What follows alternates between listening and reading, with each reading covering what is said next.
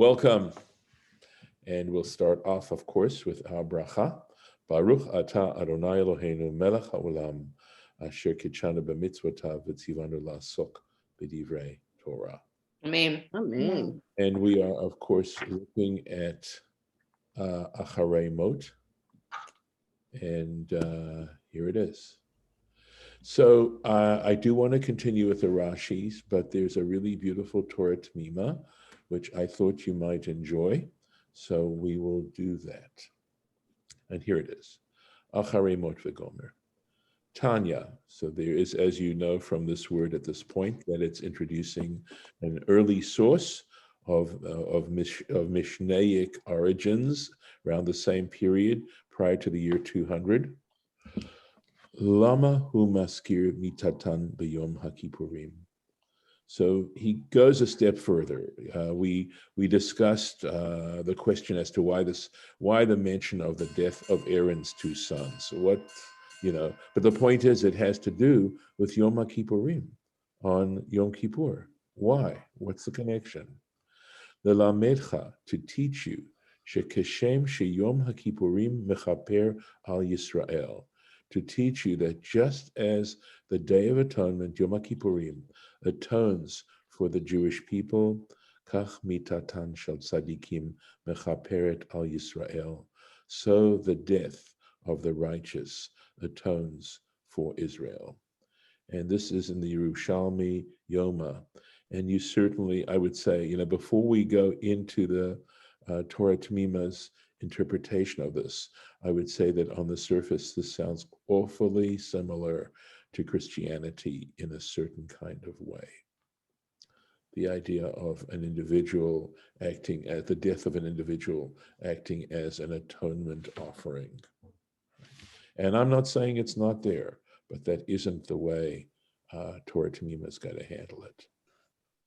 So he says, Lo nitba'er erech ha'inyan. So he says the value, I guess erech is usually the value of this matter. It's not so clarified, shemitat tzadikim mechaper, that the way in which the death of the righteous atones. Umat tam badavar, and what's the reason? Why would we say such a thing? V'nir'eh, and it appears al pi ma shekatuv bepirkei de Rabbi Eliezer, by what is written, we find in this midrash called Pirkei de Rabbi Eliezer, Perek Yud Zayin, chapter 17, B'inyan mitat Shaul, regarding the matter of Saul's death. King Saul died on the battlefield. He was losing and realized that all was lost, and basically he died on Mount Gilboa. And of course the Philistines felt very victorious that day. Dichtiv Bey, regarding it's mentioned, Shmuel Bet Kaf Aleph, the second book of Samuel, chapter 21, Vayikbaru et atzmot Shaul. So what happened was the people came, the Jewish people came, or the Israelites came, and they buried the bones of Saul. Vayetar Elohim la'aretz acharei chen. And God, yetar, it's an interesting word, but it's a synonym for prayer. And the reason why is that the word eter is a pitchfork. And just as pitchfork turns over grain, so this prayer is understood to turn over the midat hadin, the quality of judgment, to midat harachamim, that in this sincere supplication of God, God's quality of judgment turns to the quality of mercy. And essentially it's saying that God had mercy on the land after this story about how they buried the bones of Saul. V'zeh leshono. Okay, this is a quote, I believe. That's what this means. Kevan shira'ah HaKadosh Baruch Hu. Oh, sorry. No, this is what it says in Pirkei de Rabbi Eliezer, I'm going to assume. It says, Kevan, he's quoting Parkei Rabbi Eliezer, Kevan sheraha kadosh baruch hu, that because the Holy One, blessed be He, saw, shegamlu lo chesed, that they, we talk about gemilut chasadim, right? That they did this true act of chesed, of loving kindness to Saul in taking him and giving him a proper burial. And not only that, shetzamu, they fasted, uvachu, and they cried. I did know what this was. I think it's Vesafdu law, and they mourned for him. Kemevu'ar bapasuk, as is detailed in the actual verse in Samuel. Miyad mitpalei rachamim. Immediately, God was filled with mercy. Shene'emar, as it says, Vayetar Elohim la'aretz, that God took pity on the land, v'chule, etc. Adkan, and that's the end of the quote from Pirkei de Rabbi Eliezer. Mevu'ar mizeh, so this makes it clear, shelo hamita ba'atzma mechaperet, that it isn't so much the death itself which atones, ela hakavod v'ha'evel, but rather the honor and the mourning, shenohagin b'mitat tzadikim, that the public displays regarding the death of the righteous, to kavod zeh, because showing such honor to the righteous, hu kvod Hashem, it's tantamount to honor for God. Reactions.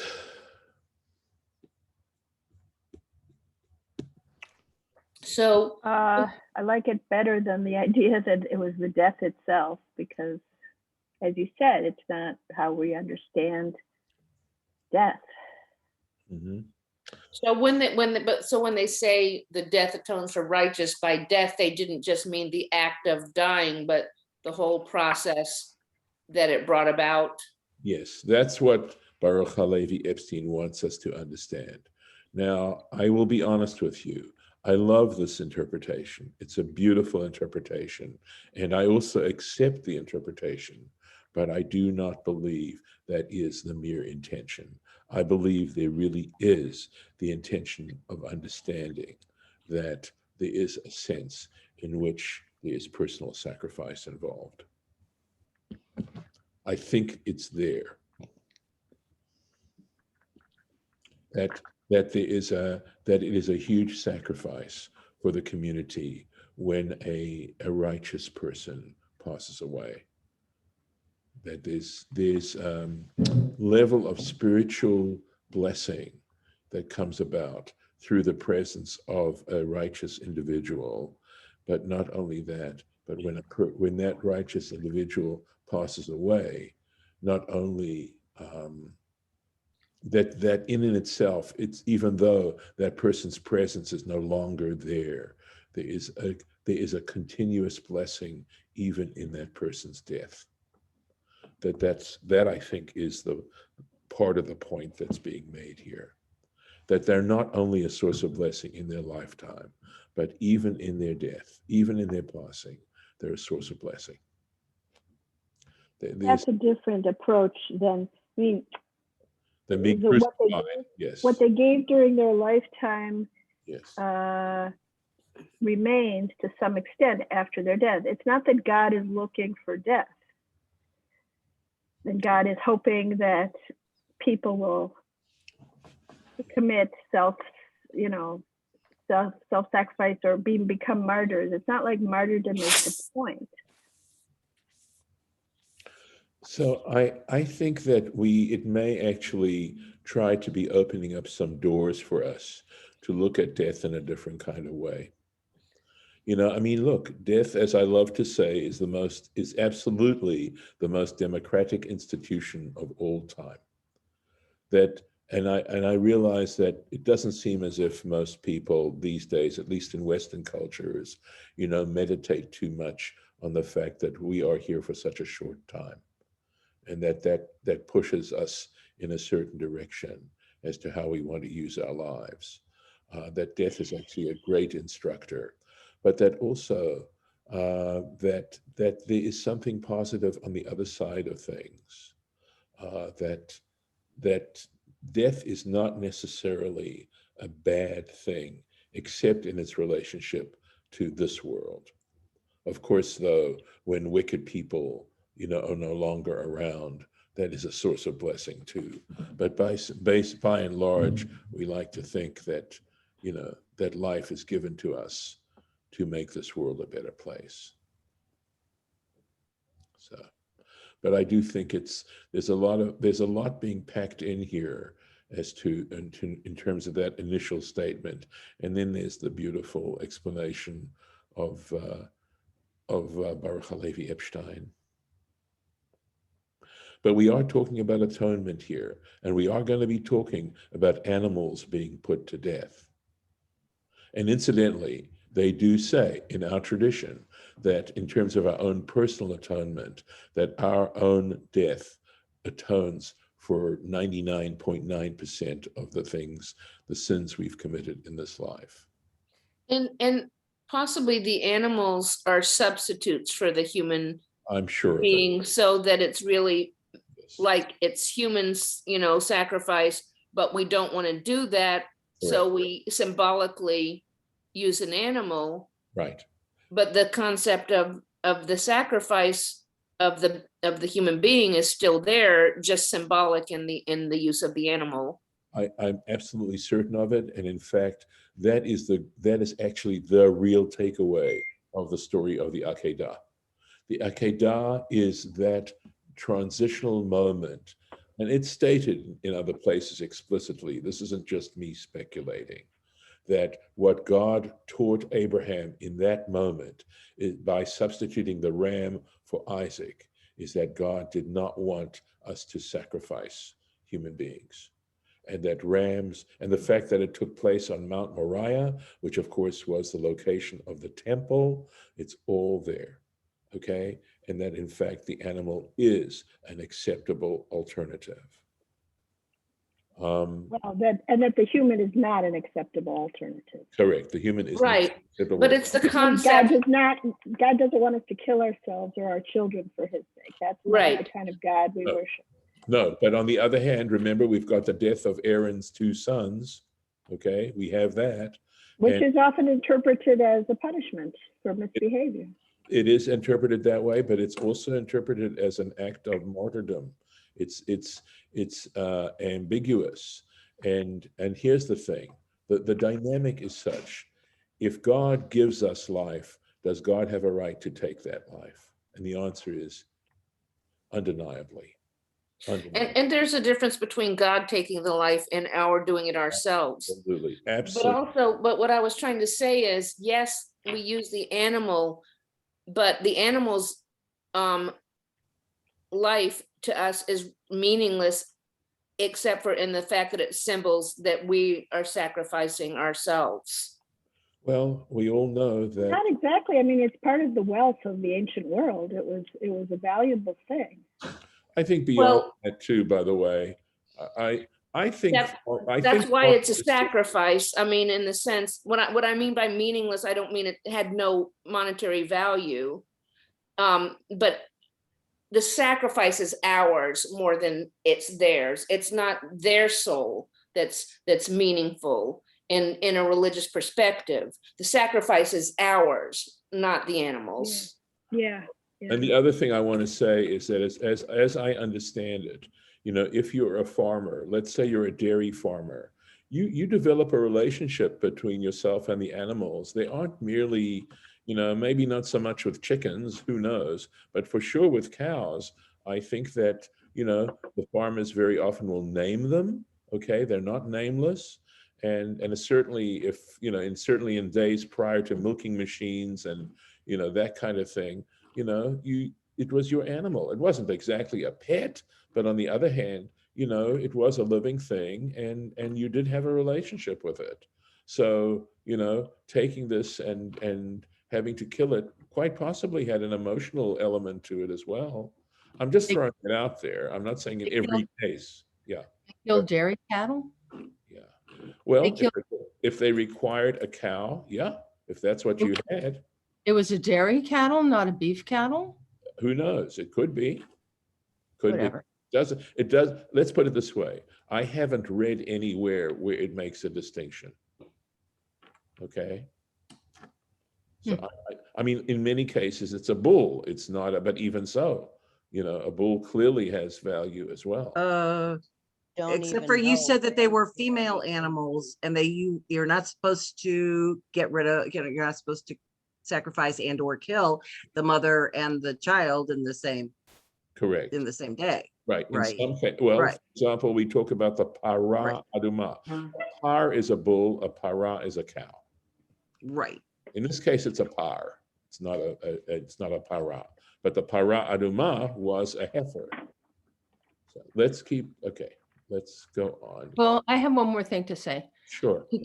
To kill a milk cow is to kill something that will give you life Right. for its entire life.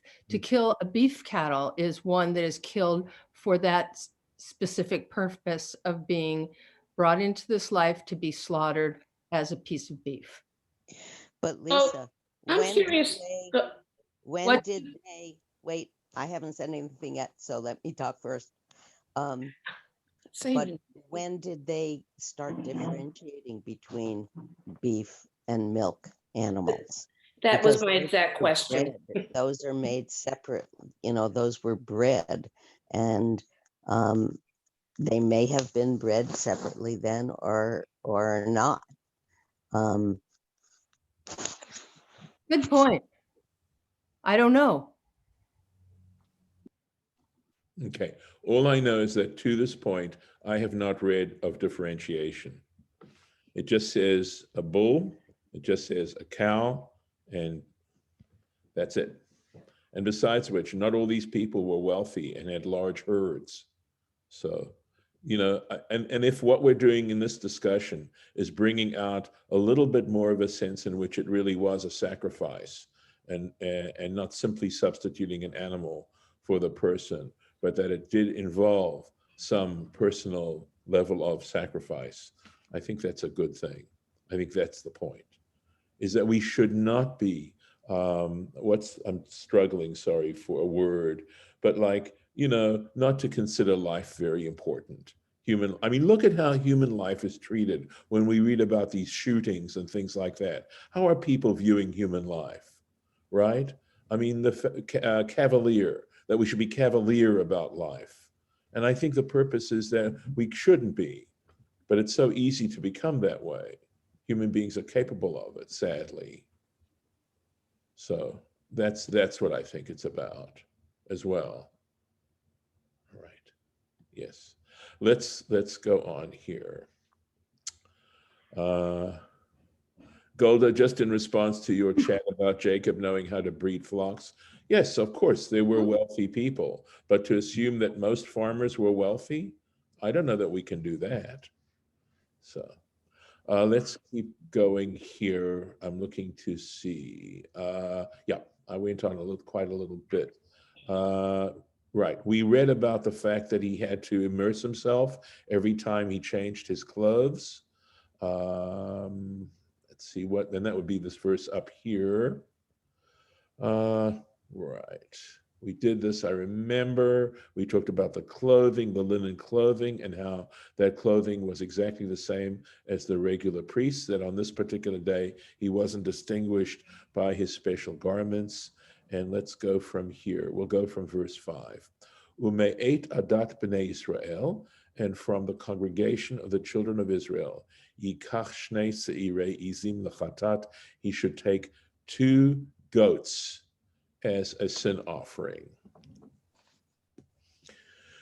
V'ayal echad le'olah, and a single ram as an olah, as a whole offering. V'hikriv Aharon et par hachatat asher lo.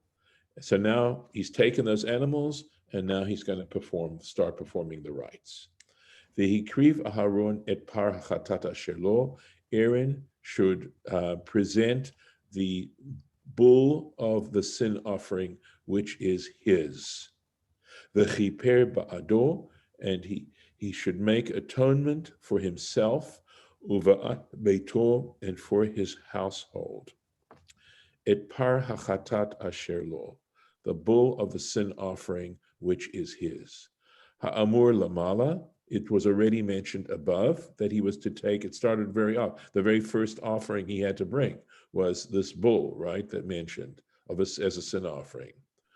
Ulimedcha kan, and here it teaches you, shemisha lohu ba, that he had to pay for it himself. It came from his own personal finances. Velo mishel tzibur, was not paid for by public funds. That's because it says asher lo, which was his. And he shall make atonement for himself and for his household. This is from the tractate Yoma, Lamed Vav 36, and also from Torah Kohanim, the Midrash on Leviticus. Mitvadeh alav, he has to make confession upon it. Avonotav, his sins, his transgressions, va'avonot beito, and the transgressions of his house. And the truth is that on Yom Kippur, we do these al-chaitz and ashamnus, and the truth is they're supposed to be, and they're, even though it's so easy to sort of go into rote recitation, they actually are supposed to remind us of the specific sins we have committed during the year. I mean, part of that atonement, and Maimonides has a beautiful, in his Mishnah Torah, he has a beautiful section on Hilchot Tshuva, the laws of Tshuva.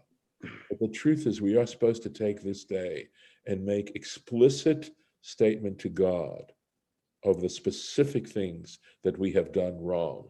I like to say, because it's an abuse that I've seen so many times of people who try to accuse other people of generalized, one of the worst is saying, oh, so-and-so, they're a disaster, without specifying in what sense they're a disaster.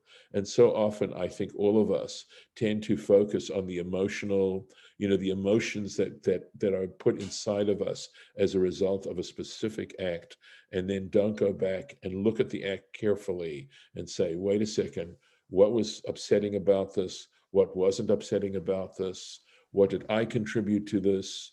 What did the other person contribute? And that is really part of the process. So we're saying that, before Aaron could act as the one to represent the Jewish people, by gaining atonement for them on Yom Kippur, he had to make sure his own house was in order. Job number one is getting your own act together. And I don't think that's something that is really valued in general, the need to make sure we get our own act together first. And I think that's a great thing. It's a very great spiritual thing.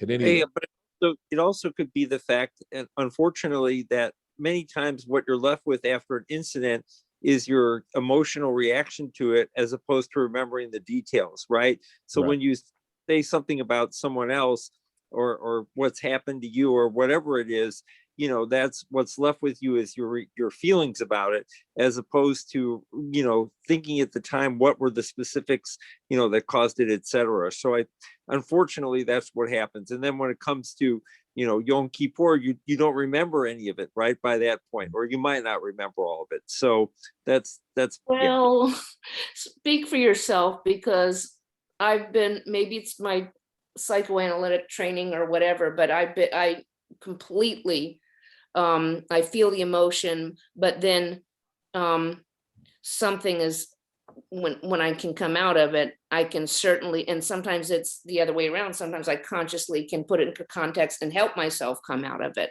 But no, I definitely, and I always probably have, thought very closely about the details of everything, that I'm very analytical, and especially with my own life and my own choices.